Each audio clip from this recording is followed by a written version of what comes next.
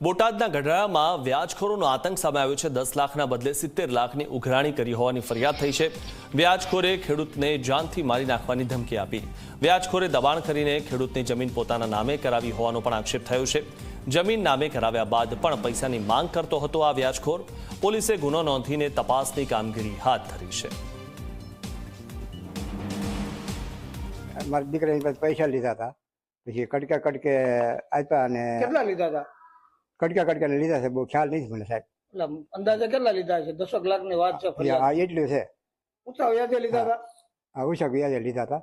પછી શું થયું? પછી અમને ધાક ધમકીએ આપવા માંડ્યો અને 10,000ની સહી કરાવી નાખી અને 7 આગળ કરાવી નાખી। અમે સર્વે નંબર 2 છે, 302 અને 303। કેટલા વીઘાનો દસ્તાવેજ કરાવ્યો? 5 વીઘાનો દસ્તાવેજ કર્યો, 5 વીઘા અને 4 ગુંઠા છે માથે। પછી શું થયું? પછી અમે ધાક ધમકીએ આપવા માંડ્યો કે કા પૈસા આપો, કા કે દસ્તાવેજ કરી દો। એ દસ્તાવેજ કરી દીધો। પછી પાછું બીજો અમારા ઘરના નામે જમીન હતી, એમાં પછી એને ઓલું કરાવ્યું, આવડે હાટાખત। પછી એને ભીએ મારી, એને પૈસા દેવા કે તો પૈસા લેતો નતો મારી પાસેથી, અને દસ્તાવેજ કીધો અમને, એ અમને ધમકી મારતો હતો।